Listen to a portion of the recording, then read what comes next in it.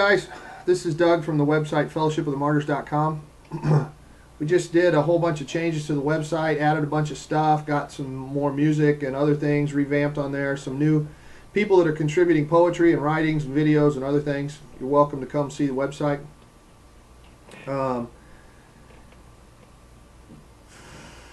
Excuse me. I wanted to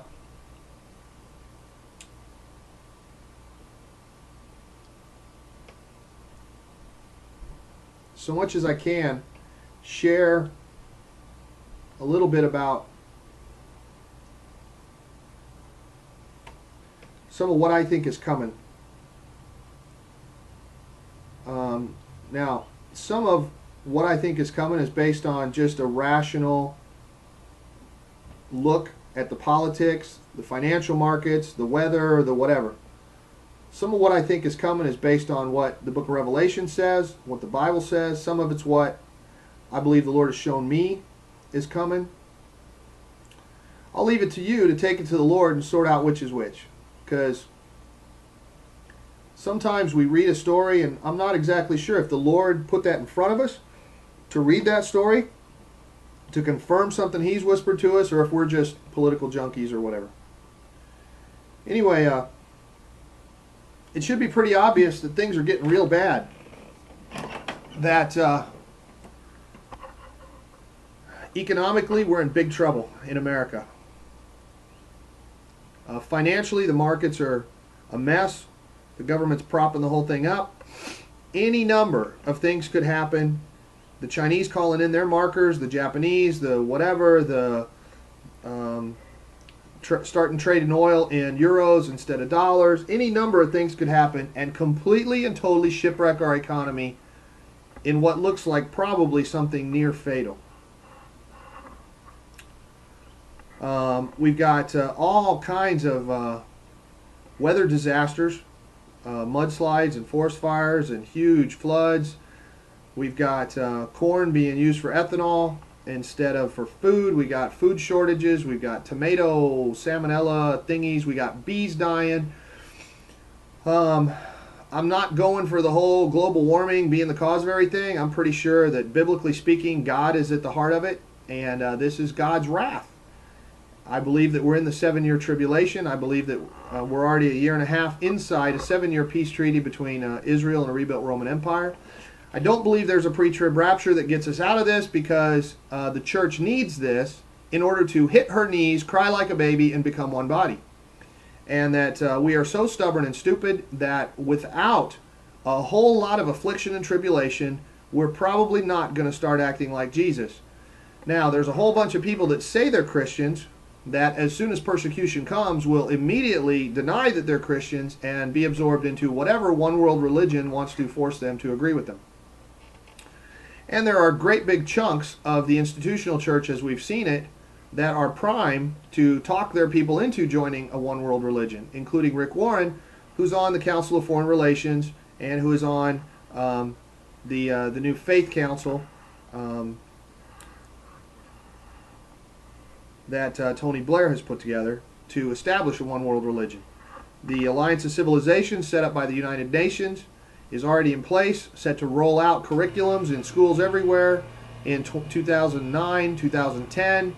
Basically, their goal is to eliminate all religious fundamentalism worldwide, because that's the cause of all war and everything else, and what's keeping us from peace are those people that are sure they have a lock on truth and everybody else is wrong.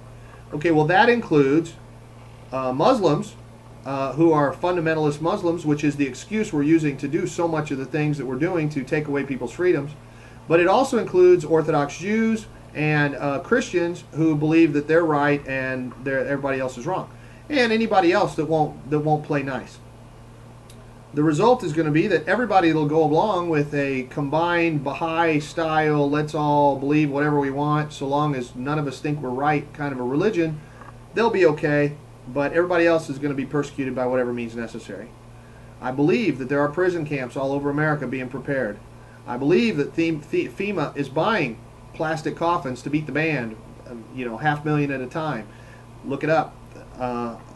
Check out fulfilledprophecy.com. You can see more about the 7-year peace treaty and Javier Solana, who's basically the dictator of Europe, and controls in an emergency the 10 militaries of all 10 Western European nations, some of which are nuclear powers. He would be commander-in-chief in the state of an emergency in Europe.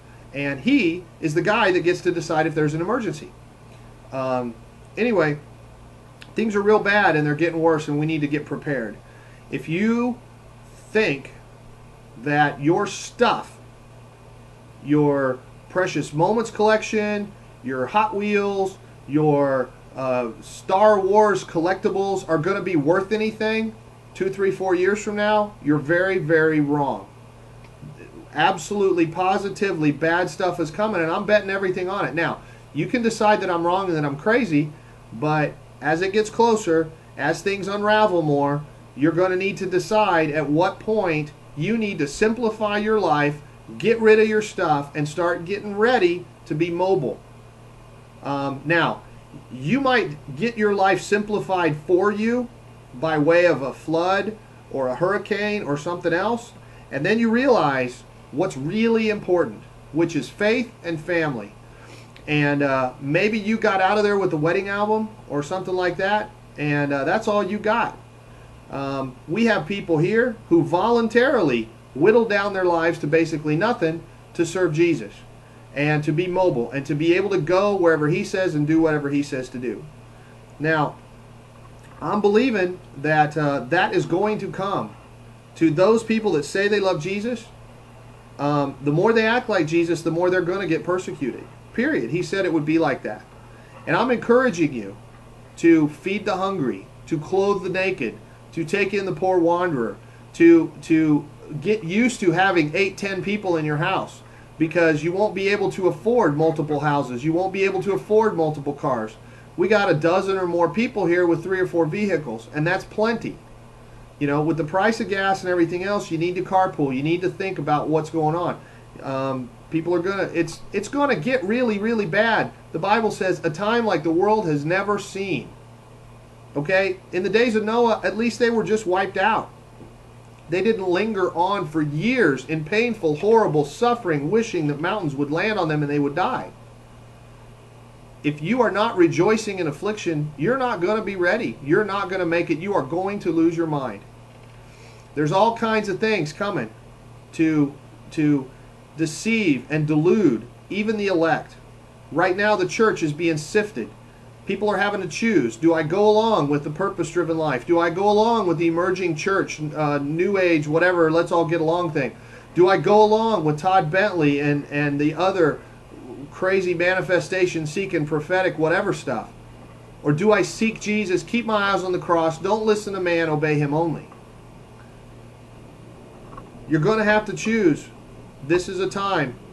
The wheat and the tares are being sifted. The angels, good ones and bad ones, I think, are being used to separate the tares from the wheat.